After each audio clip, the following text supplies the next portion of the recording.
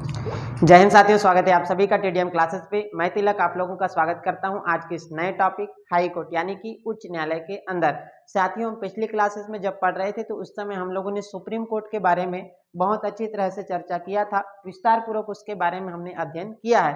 तो आज हम उच्च न्यायालय यानी कि हाई कोर्ट के बारे में समझेंगे। उससे संबंधित तो सारे महत्वपूर्ण अनुच्छेद जो कि आपके एग्जाम के पॉइंट ऑफ व्यू से महत्वपूर्ण हो सकते हैं, उन सभी अनुच्छेदों को मैं आपके सामने लिखा दिया हूं, तो आप इसको नोट कीजिएगा। इसके बाद जो अगला वीडियो आएगा उसमें हम लोग इन अनुच्छेदों से संबंधित जितने भी सारी जानकारियां होंगी उन सभी जानकारियों को मैं एक एक करके आप लोगों को बताऊंगा। तो सबसे पहले आप लोगों को अनुच्छेद को नोट करना है और इसको याद करना है। उसके बाद इन अनुच्छेदों से संबंधित वो सारी जानकारियां जो कि एग्जाम के पॉइंट ऑफ व्यू से महत्वपूर्ण होंगी, उन सभी चीजों को विस्तार पूर्वक अध्ययन करेंगे। तो अगर मैं उच्च न्यायालय की बात करूं तो भारतीय संविधान के भाग 6 में अनुच्छेद 214 से 231 तक उच्च न्यायालय से संबंधित प्रावधान देखने को मिलता है। क्या कहा मैंने? भारतीय संविधान के अनुच्छेद कौन से में? अगर मैं इसके भाग की बात करूं तो भाग 6 में देखने को मिलता है, यानी कि भारतीय संविधान के भाग 6 में उच्च न्यायालय हाई कोर्ट से संबंधित प्रावधान हमें देखने को मिलता है। ये चीजें आप सभी को पता होनी चाहिए। क्लियर है? अगर इसके अनुच्छेद की अगर बात पूछे, अगर आप लोगों को आर्टिकल पूछे कि जो आर्टिकल है हाई कोर्ट का आर्टिकल कहां से कहां तक स्टार्ट होता है, अगर आप लोग उससे पूछे तो आप सभी जानते हैं कि 214 से कहां तक 231 तक हाई कोर्ट से संबंधित अनुच्छेदों का प्रावधान हमको देखने को मिलता है। ये चीजें हम लोगों को पहले से पता है, क्योंकि जब मैं आप लोगों को सुप्रीम कोर्ट वाला टॉपिक पढ़ा रहा था तो उस समय आप लोगों को हाई कोर्ट से संबंधित कुछ बातों को बताया है। तो आप लोगों को ये चीजें याद होनी चाहिए कि हाई कोर्ट से संबंधित प्रावधान भारतीय संविधान के भाग 6 में देखने को मिलता है, और आर्टिकल पूछे तो आर्टिकल 214 से लेकर 231 तक देखने को मिलता है। क्लियर है? उसके बाद अगर मैं बात करूं तो हाई कोर्ट से संबंधित कुछ महत्वपूर्ण अनुच्छेद है जो मैं आप लोगों के सामने लिखा दिया हूं, इसको आप लोग नोट करते जाइए ताकि आप लोगों के पास उनसे संबंधित जितने भी महत्वपूर्ण अनुच्छेद होंगे उन सारे अनुच्छेद आपके कॉपी में क्या होने चाहिए? नोट होने चाहिए। सबसे पहले मैं महत्वपूर्ण अनुच्छेद की बात करूं, इंपॉर्टेंट आर्टिकल की बात करूं तो सबसे पहला आर्टिकल होता है आर्टिकल 214 यानी कि 214 में लिखा हुआ है कि प्रत्येक राज्यों के लिए एक क्या होगा? हाई कोर्ट होगा, यानी कि हर राज्य के लिए एक हाई कोर्ट होगा। उससे संबंधित प्रावधान हमको देखने को मिलता है कहां? राज्यों के लिए एक उच्च न्यायालय होगा, मतलब जो कैपिटल होंगे, जो राज्य होंगे, स्टेट होंगे, उनके लिए क्या होगा? एक हाई कोर्ट होगी। इनसे संबंधित प्रावधान हमको अनुच्छेद 214 में देखने को मिलता है। क्लियर है? दूसरी चीजें अनुच्छेद 215 जिसमें लिखा हुआ है कि जो उच्च न्यायालय होंगे वो क्या है? अभिलेख न्यायालय के रूप में होंगे। क्लियर है? जो उच्च न्यायालय होंगे वो किसके रूप में होंगे? अभिलेख न्यायालय के रूप में होंगे, यानी कि अभिलेख न्यायालय से संबंधित प्रावधान पूछे तो कौन से अनुच्छेद? 215 में देखने को मिलता है। तीसरा आर्टिकल आप लोगों को देखने को मिलेगा 216 में लिखा हुआ है। 214 में क्या लिखा हुआ है? प्रत्येक राज्यों के लिए क्या होगा? उच्च न्यायालय होगा। 215 में क्या लिखा हुआ है कि अभिलेख न्यायालय के रूप में जो है हाई कोर्ट होगा। क्लियर है? उसके बाद 216 की अगर मैं बात करूं तो 216 में हाई कोर्ट के गठन से संबंधित प्रावधानों का उल्लेख हमको देखने को मिलता है, यानी कि भारतीय संविधान का आर्टिकल 216 में हाई कोर्ट के गठन से संबंधित प्रावधान देखने को मिलता है, यानी कि हाई कोर्ट का गठन कौन करता है, किस प्रकार से होता है, क्या प्रक्रिया है, उन सारी चीजों के बारे में अनुच्छेद 216 में देखने को मिलता है। क्लियर है? सारी चीजों के बारे में एक एक करके विस्तार से आप लोगों को समझाऊंगा। पहले मैं आप लोगों को अनुच्छेद लिखा रहा हूं ताकि आप लोगों के पास इनसे संबंधित जो भी महत्वपूर्ण अनुच्छेद होंगी वो सारी अनुच्छेद आपके नोटबुक में क्या होनी चाहिए? नोट होनी चाहिए, ताकि आप लोगों को यहां वहां जो उच्च न्यायालय से संबंधित अनुच्छेदों को खोजना ना पड़े, आप लोगों को एक ही जगह पर उच्च न्यायालय से संबंधित सारे अनुच्छेद मिल जाए। क्लियर है? उसके बाद अनुच्छेद 217 है न्यायाधीशों की नियुक्ति तथा उनकी शर्तें क्या क्या है, यानी कि हाई कोर्ट में जो न्यायाधीश होंगे उनकी नियुक्ति अपॉइंटमेंट से संबंधित क्या प्रोसेस है, उनकी क्या शर्तें होती हैं, क्या क्वालिफिकेशन होती है, उन सारी चीजों के बारे में हमें कौन से अनुच्छेद में पढ़ना है? 217 नंबर के अनुच्छेद में पढ़ना है। क्लियर है? जैसे हाई कोर्ट के जो न्यायाधीश होते हैं उनकी नियुक्ति कौन करता है? कमेंट बॉक्स में कमेंट कीजिए कि जो हाई कोर्ट में न्यायाधीशों की नियुक्ति कौन करते हैं। तो हाई कोर्ट में न्यायाधीशों की नियुक्ति से अगर संबंधित प्रश्न आप लोगों से पूछे तो हाई कोर्ट, देखो हाई कोर्ट कहाँ होता है? स्टेट में होता है, और सुप्रीम कोर्ट कहाँ होता है? सेंट्रल में होता है। तो सेंट्रल में जो क्या होते हैं? सुप्रीम कोर्ट होते हैं, उनके जो न्यायाधीश होते हैं उनकी नियुक्ति तो कौन करते हैं? राष्ट्रपति करते हैं। लेकिन अगर मैं आप लोगों से प्रश्न पूछूं कि हाई कोर्ट के न्यायाधीशों की नियुक्ति कौन करते हैं तो कमेंट बॉक्स में आंसर कीजिए।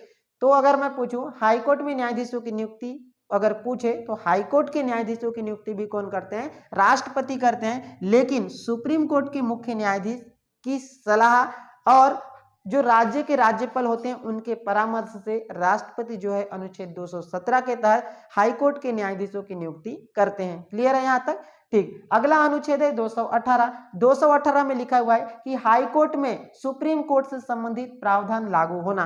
मतलब हाईकोर्ट में सुप्रीम कोर्ट से संबंधित कौन कौन से प्रावधान लागू होंगे, कौन से प्रावधान लागू नहीं होंगे, उनसे संबंधित सारी जानकारियां हमको अनुच्छेद 218 में देखने को मिलता है। क्लियर है? दूसरी चीज अनुच्छेद 219 में, अनुच्छेद 219 में ये लिखा हुआ है कि जो हाईकोर्ट के न्यायाधीश होते हैं उनको शपथ कौन दिलाएगा, वो किस चीज का शपथ लेते हैं, उनसे संबंधित सारी जानकारियां अनुच्छेद 219 में देखने को मिलता है। अगर मैं आप लोगों से पूछूं कि सुप्रीम कोर्ट के जो न्यायाधीश होते हैं उनको शपथ कौन दिलाता है, तो सुप्रीम कोर्ट के जो न्यायाधीश होते हैं उनको शपथ दिलाते हैं कौन, राष्ट्रपति दिलाते हैं। और जो हाई कोर्ट के न्यायाधीश होते हैं, देखिए सुप्रीम कोर्ट के न्यायाधीश की नियुक्ति कौन करते हैं, राष्ट्रपति करते हैं, और उनको शपथ कौन दिलाते हैं, राष्ट्रपति ही दिलाते हैं। लेकिन अगर मैं आप लोगों से पूछूं कि जो सुप्रीम कोर्ट के न्यायाधीशों की नियुक्ति कौन करते हैं, राष्ट्रपति करते हैं, और शपथ कौन दिलाते हैं, राष्ट्रपति दिलाते हैं। अगर आप लोगों से पूछूं कि हाई कोर्ट के न्यायाधीश की नियुक्ति कौन करते हैं, राष्ट्रपति करते हैं, लेकिन शपथ कौन दिलाते हैं, अगर आप लोगों से पूछे तो यहां पर आप लोगों को याद रखना एक चीज है, एक चीज बहुत जरूरी चीज आप लोगों को याद रखना है, क्योंकि सुप्रीम कोर्ट के न्यायाधीश की नियुक्ति तो राष्ट्रपति करते हैं और शपथ भी कौन दिलाते हैं, राष्ट्रपति ही दिलाते हैं। लेकिन अगर हाईकोर्ट में यह मामला देखने को मिलता है कि हाईकोर्ट के न्यायाधीश की नियुक्ति तो राष्ट्रपति करते हैं, हाईकोर्ट के न्यायाधीश की नियुक्ति कौन करते हैं, नियुक्ति तो कौन करते हैं, नियुक्ति तो कौन करते हैं, प्रेसिडेंट करते हैं। लेकिन अगर शपथ आप लोगों से पूछे तो शपथ कौन दिलाते हैं, शपथ दिलाते हैं गवर्नर, यानी कि राज्यों के राज्यपाल हाईकोर्ट के न्यायाधीशों को शपथ दिलाते हैं। क्लियर है? नियुक्ति कौन करेंगे, राष्ट्रपति करेंगे, लेकिन शपथ कौन दिलाएंगे, राज्यपाल दिलाते हैं। अब वो किस बात की शपथ लेते हैं, किन कौन चीजों का शपथ लेते हैं, उन सारी चीजों के बारे में हम विस्तार से आगे जब पढ़ाऊंगा तो उसमें आप लोगों को पढ़ाऊंगा। अभी हम केवल इससे संबंधित सारे महत्वपूर्ण अनुच्छेदों के देख रहे हैं। क्लियर है? अगला हमारा अनुच्छेद है अनुच्छेद 220, यानी कि स्थायी न्यायाधीश बहाल होने पर प्रैक्टिस पर प्रतिबंध। मैं आप लोगों को जब सुप्रीम कोर्ट पढ़ा रहा था, जब क्या होता है, रेगुलर न्यायाधीश क्या हो जाते हैं, बहाल हो जाते हैं, रिटायर्ड हो जाते हैं, तो उस समय क्या होते हैं, उनको कहां कहां पर प्रैक्टिस पर प्रतिबंध है, तो उनसे संबंधित प्रावधान हम अनुच्छेद 220 में पढ़ेंगे। क्लियर है? अगला आर्टिकल आता है 221, मतलब हाईकोर्ट के न्यायाधीशों के वेतन से संबंधित प्रावधान हम अनुच्छेद 221 में देखेंगे। उनको वेतन कहां से मिलता है, वेतन कहां पर भारित होता है कि पारित होता है, पेंशन कहां से मिलता है, इन सारी चीजों के बारे में हम अनुच्छेद 221 में पढ़ेंगे। क्लियर है? तो ये 221 में वेतन से संबंधित प्रावधान हाईकोर्ट के जो न्यायाधीश होते हैं उनके वेतन से संबंधित प्रावधान अनुच्छेद 221 में हम पढ़ेंगे। क्लियर है? अगला आर्टिकल है आर्टिकल 222, यानी कि 222, यानी कि 222 में क्या देखने को मिलता है, 222 की अगर मैं बात करूं तो जो हाईकोर्ट के न्यायाधीश होते हैं उनके ट्रांसफर से संबंधित प्रावधान अनुच्छेद 222 में देखने को मिलता है। जब मैं आप लोगों को सुप्रीम कोर्ट वाला टॉपिक पढ़ा रहा था तो आप लोगों से एक प्रश्न पूछा था कि सुप्रीम कोर्ट के न्यायाधीशों को स्थानांतरण कहां करता था, तो आप लोग जो है आंसर नहीं दे पाए थे। पहली बात तो आपको एक चीज क्या है, कॉन्सेप्ट क्लियर होना चाहिए कि पूरे भारत में क्या है, सुप्रीम कोर्ट की संख्या 1 है, तो सुप्रीम कोर्ट की संख्या 1 है तो उनके न्यायाधीशों की नियुक्ति कहां पर होगी, न्यायाधीशों की नियुक्ति होगी नहीं। जैसे 4-5 होते तब ना स्थानांतरण होता, ट्रांसफर होता। तो आप लोग इसमें कंफ्यूज हो गए थे कि जब सुप्रीम कोर्ट की संख्या ही 1 है तो फिर ट्रांसफर कहां से होगा, तो सुप्रीम कोर्ट में न्यायाधीशों के ट्रांसफर की कोई प्रावधान नहीं है। तो हाई कोर्ट के न्यायाधीशों की ट्रांसफर की अगर मैं बात करूं तो अनुच्छेद 222 में देखने को मिलता है। अब ट्रांसफर कौन करता है, कैसे होता है, सारी चीजों के बारे में जब अनुच्छेद 222 पढ़ाऊंगा तो सारी चीजों को मैं विस्तार से बता दूंगा। क्लियर है? अगला आर्टिकल है 223, यानी कि 223। 223 में लिखा हुआ है कि कार्यवाहक मुख्य न्यायाधीश की नियुक्ति। देखिए, कार्यवाहक मुख्य न्यायाधीश की नियुक्ति को थोड़ा सा समझिए। कार्यवाहक मुख्य न्यायाधीश कब बनाया जाएगा, सबसे पहले तो मुख्य न्यायाधीश का पद रिक्त होगा, किसी कारणवश, हो सकता है त्यागपत्र हो, मृत्यु हो, ठीक है।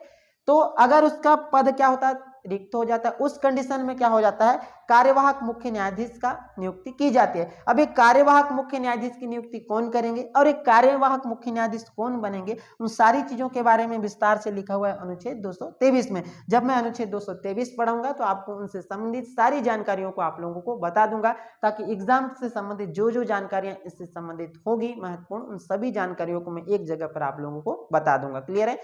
अगला अनुच्छेद है 224। 224 में लिखा हुआ है कि अतिरिक्त या कार्यवाहक न्यायाधीश। अब देखिए कार्यवाहक मुख्य न्यायाधीश से संबंधित प्रावधान अनुच्छेद 223 में देखने को मिलता है, और कार्यवाहक न्यायाधीश से संबंधित प्रावधान हमको कौन से नंबर में, अनुच्छेद 224 में देखने को मिलता है। उसके बाद अनुच्छेद 226 तो बेहद इंपॉर्टेंट है, बहुत इंपॉर्टेंट है, स्टार लगा लीजिए, स्टार लगा लीजिए इसमें, क्योंकि ये बहुत इंपॉर्टेंट है। इससे संबंधित प्रावधान हमको एग्जाम में हमेशा देखने को मिलता है। क्लियर है, क्योंकि जब मैं आप लोगों को सुप्रीम कोर्ट भी पढ़ा रहा था तब बताया था, या फिर मौलिक अधिकार वाला टॉपिक भी पढ़ा रहा था तब भी आप लोगों को बताया हूं कि अनुच्छेद 226 के कारण ही जो है रिट जारी करने के मामले में सुप्रीम कोर्ट से ज्यादा पावरफुल कौन होता है, हाई कोर्ट होता है। क्यों बोलोगे, तो सुप्रीम कोर्ट जो है अनुच्छेद 32 के तहत 5 प्रकार की रिट जारी करता है। वो 5 प्रकार के रिट कौन कौन से आपको मैं बताऊं, बंदी प्रत्यक्षीकरण हो गया, परमादेश हो गया, ठीक है, अधिकार परीक्षा हो गया, उसके बाद कौन सा है, उत्प्रेषण हो गया, प्रतिषेध हो गया, ठीक है। ये 5 प्रकार की रिट कौन जारी करती है, सुप्रीम कोर्ट जारी करती है। 6वां प्रकार की रिट जो होती है जिसको समादेश या इंजंक्शन कहते हैं,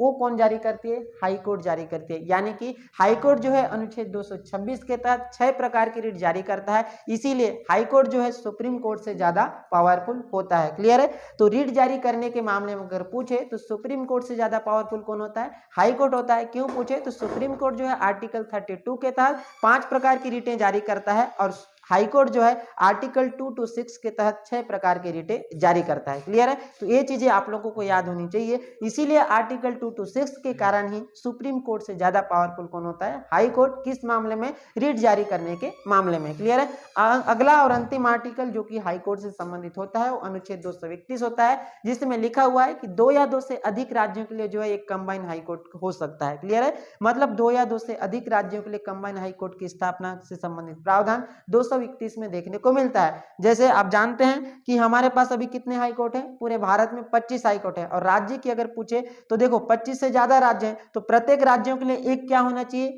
क्या होना चाहिए, हाई कोर्ट होना चाहिए। ये हमको 214 में देखने को मिलता है। लेकिन प्रत्येक राज्यों के लिए जो है अभी वर्तमान में क्या है, हाई कोर्ट नहीं है। वर्तमान में भारत में हाई कोर्ट की संख्या 25 है। तो देखो इसलिए इसमें लिखा हुआ है कि 2 या 2 से अधिक राज्यों के लिए कंबाइन हाई कोर्ट हो सकता है। तो साथियों आज के इस टॉपिक में, आज की इस वीडियो में मैंने हाई कोर्ट से संबंधित तो सारे महत्वपूर्ण अनुच्छेद आप लोगों को बता दिया हूं। तो हाई कोर्ट से संबंधित तो महत्वपूर्ण अनुच्छेद आप लोगों के सामने है, तो आप लोग इसे नोट कर लीजिए ताकि आप लोगों के नोटबुक में सारे महत्वपूर्ण अनुच्छेद एक जगह पर रहे।